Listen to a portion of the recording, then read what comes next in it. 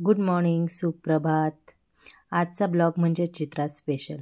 आईसाहेबांच्या आशीर्वादाने आपली सकाळ झाली आणि बाहेर खूप पाऊस चालू होता, खूप वाराही होता।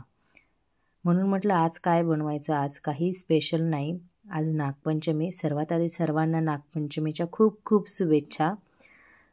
मी चपात्याचं पीठ मळायला घेतलं। मोजून 4 चपात्या, 3 ते 4 चपात्या करणार एवढंच मी मळलं। नंतर मी म्हटलं चला आता तिच्यासाठी काहीतरी बनवूया। मी ऑलरेडी मेथीची भाजी बनवलेली, बिकॉज याआधी मी तुम्हाला ती रेसिपी दाखवली होती म्हणून मी याच्यात ॲड केलेली नाही आहे। पण मी याच्यात दाखवते, एक मी छोटीशी बेसन पिठाची पोळी केली। मग त्यासाठी लागणारं बेसन पीठ जसं तुमच्या आवडीला तुम्ही त्याच्यामध्ये ज्या ज्या भाज्या तुम्हाला आवडतात त्याही ॲड करू शकतात। मी जास्त काही ॲड केलं नाही, फक्त टोमॅटो आणि एक हिरवी मिरची, थोडंसं जिरं, हळद असं मी ॲड केलेलं आहे। आणि हे सगळं मी मिक्स करून घेते आहे।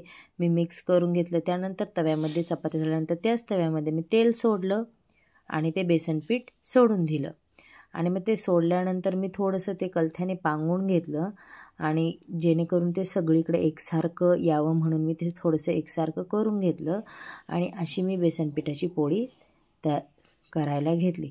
पण अनफॉर्च्युनेटली माझी बेसन पिठाची पोळी ही तुटली, मधून ती तुटली।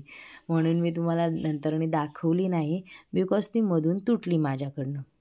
ती थोडीशी खाली चिकटली गेली होती, मग ती तुटली। मग मी चित्राचा टिफिन भरायला घेतला। एका डब्यामध्ये मेथीची भाजी भरली आणि एक चपाती आणि जे ते तुकडे, साहजिक आहे तुटली तरी आपण तुकडे खाऊ शकतो। मग मी त्या बेसन पिठाचे तुकडे छान कुरकुरीत होईस तोपर्यंत तव्यावरती फ्राय केले, कारण की जास्त हे पण नाही, कुरकुरीत असले की खायला पण एक टेक्स्चर लेवल छान लागते त्याची। आणि मग मी एक चपाती, ते बेसन पिठाच्या पोळीचे तुकडे आणि मेथीच्या भाजीचा डब्बा असं मी पॅक केलं आणि तिची वॉटर बॉटल हे मी पॅक केलं। आणि मग म्हटलं चला चित्राचं उरकूया।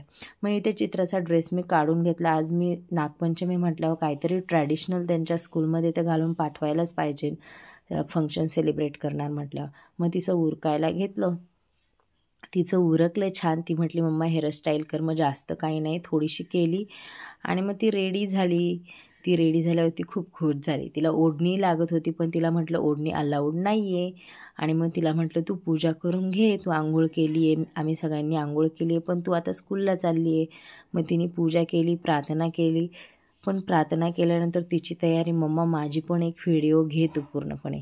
तिला खूप आनंद होतो ब्लॉगमध्ये यायला आणि आजचा ब्लॉग तिच्यासाठी स्पेशल आहे। सर्वांनी पहा, लाईक, कमेंट, शेअर, सबस्क्राईब करा आणि कशी चित्रा रेडी झाली आहे ते आवर्जून सांगा। बाय, पुन्हा भेटूया चित्रा स्पेशल ब्लॉगमध्ये, नक्की पहा तुम्ही।